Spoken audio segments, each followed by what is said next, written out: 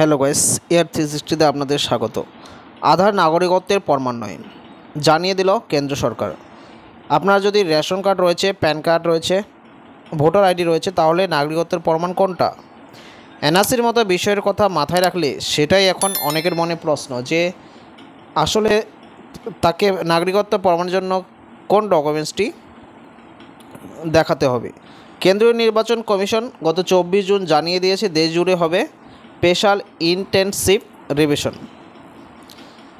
এ নিয়ে রাজ্য নির্বাচন কমিশনে প্রয়োজনীয় নির্দেশিকা পাঠিয়ে দিয়েছে। আগামী বছর রয়েছে পশ্চিমবঙ্গ, বিহার, অসম, কেরালা, তামিলনাড়ু ও পুদুচেরিতে বিধানসভা নির্বাচন। তার আগে নির্বাচনের ওই নির্দেশিকা যথেষ্ট গুরুত্বপূর্ণ। কেন্দ্রীয় নির্বাচন কমিশন জানিয়েছে ভোটার তালিকা যাচাইয়ের সময়ে বাংলাদেশ, মায়ানমার ও নেপালের বহু নাগরিকের হদিশ পাওয়া গেছে। এটা বিহারের চিত্র।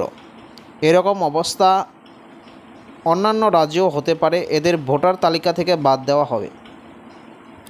এরকম এক পরিস্থিতিতে দেশের বহু মানুষের ধারণা হলো আধারেই বোধহয় নাগরিকত্বের নথি, কিন্তু তেমনটা একেবারেই নয়। কেন্দ্রের তরফে জানানো হয়েছে আধার মোটেই নাগরিকত্বের প্রমাণপত্র নয়, এটা একটি পরিচয়পত্র ও ঠিকানার নথি।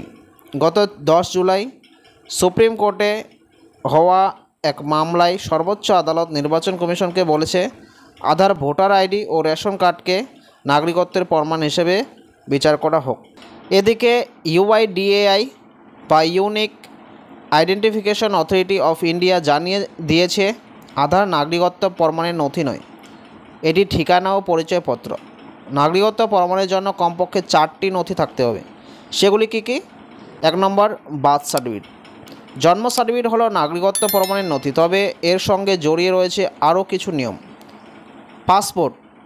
পাসপোর্ট প্রমাণ করে আপনি ভারতের নাগরিক। ন্যাশনালিটি সার্টিফিকেট, এটি সাধারণত ইস্যু করে রাজ্য সরকার, তবে তা বিশেষ ক্ষেত্রে। তবে কোনো ক্ষেত্রে তা ইস্যু করে কেন্দ্রীয় স্বরাষ্ট্র মন্ত্রকও।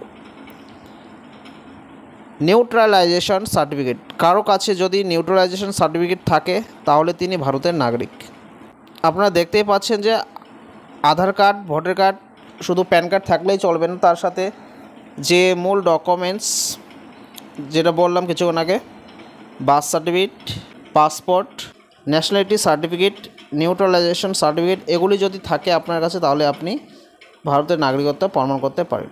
কোনো পুরোপুরি মামলাটি যেমন বিহারে চলতেছে, বিহারের বিভিন্ন বহিরাগত নাগরিক সে রাজ্যের ভোটাধিকার নিয়ে বসে আছে, যার জন্য কেন্দ্র সরকার চাচ্ছে যে প্রতিটি রাজ্যে এভাবে ভোটার যে যাচাইকরণ, যারা ভারতের আসল নাগরিক তাদেরকেই ভোটাধিকারের সুবিধা দেওয়া হোক।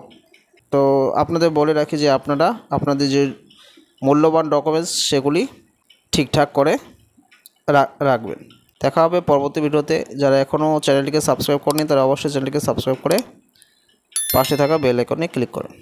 আর যারা চ্যানেলটিকে সাবস্ক্রাইব করছে তাদেরকে অসংখ্য ধন্যবাদ।